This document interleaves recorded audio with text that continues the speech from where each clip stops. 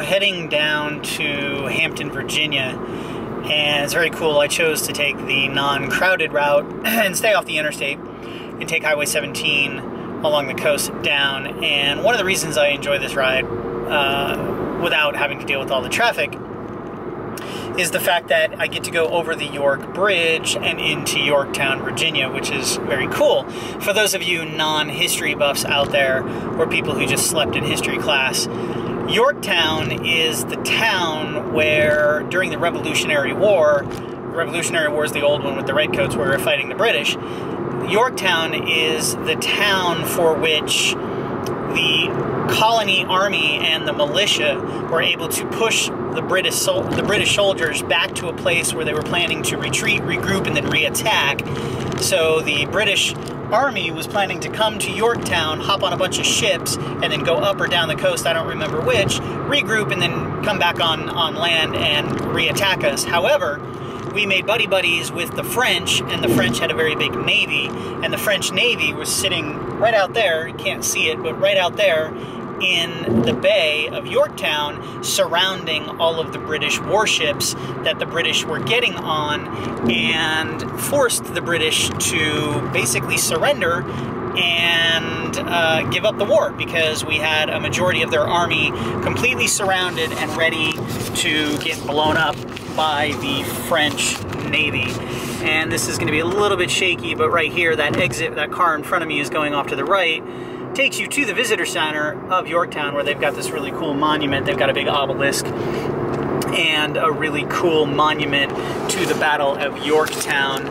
But anyways, just one of the cool things about Virginia, I think it's pretty cool that the Civil War ended in Virginia, the Revolutionary War ended in Virginia, and they're both within 20-30 minute driving, well, maybe a little bit more, about 2 hours driving versus 30 minutes driving from my house. And it's cool. Was never a big, huge U.S. history buff until I moved to Virginia.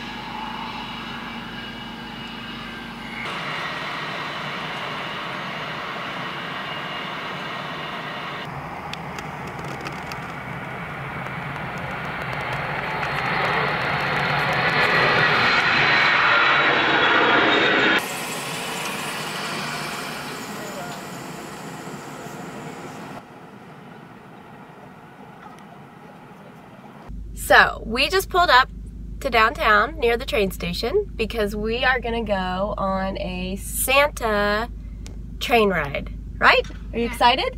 Are you excited? Okay. Let's see if we can have that all happen. Julian, did you tell him what you want for Christmas? Did you say something miles? When I was at the train station, I got this food. That was long. Okay. Okay. You guys come.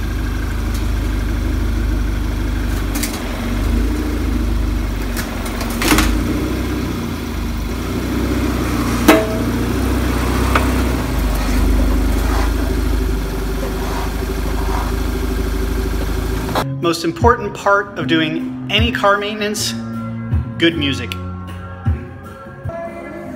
Always need a good helper when doing an oil change. Need helping? Well, I need a little help getting this on. You need help getting the glove on? Yeah.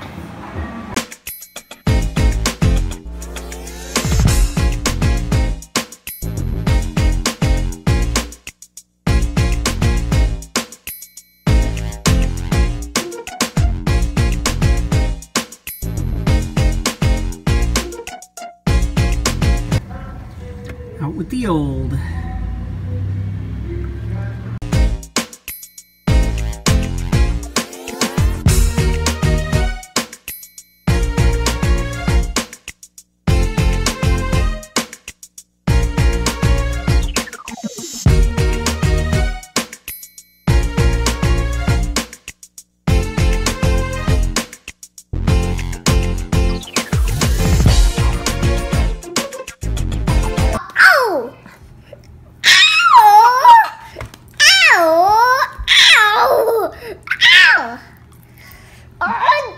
This isn't S toddlers say, this is S toddlers do.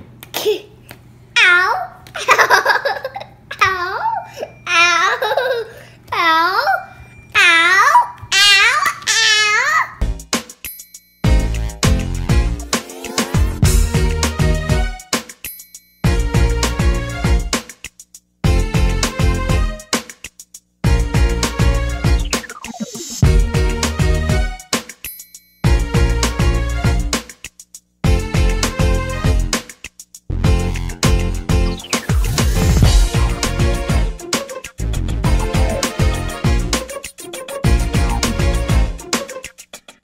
It's Monday night. We just got Julian and Zoe down to bed and we are going to relax.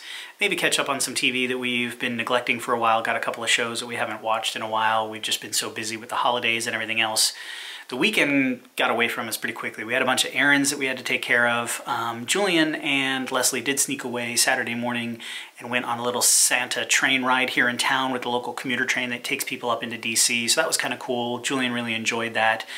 But for the most part, the weekend was just house errands and things that needed to get taken care of. But we did spend some time kind of revising our agenda for our Christmas trip to New York City. The original intent was to head up on Christmas Eve, spend Christmas Eve, Christmas Day, and the day after Christmas, and then come home that evening, the day after the Christmas on the 26th.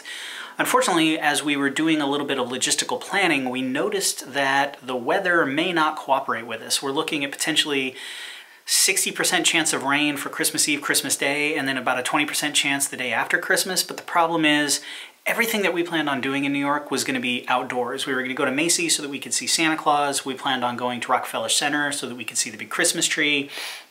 We were going to go ice skating in Bryant Park. We were going to look at all the window displays on Fifth Avenue. Pretty much the plan was to spend most of our time outdoors enjoying the city during Christmas, because New York City is actually pretty magical during Christmas. It's really cool, decorations everywhere. The problem is toddlers. 2 toddlers in a stroller, 40, 50 degrees and rain does not equate to a good time. If it was snowing, totally different story. You know, snow's not quite as much of an obstacle, but being wet and cold while it's raining just doesn't make for a really enjoyable time. So we're kind of reevaluating our trip. We might actually postpone it this year. It's really going to depend. We're going to keep an eye on the weather. I haven't canceled any reservations just yet, but we're going to keep an eye on the weather probably for the next few days. And if those percentages go up at all, we might just cancel the trip outright.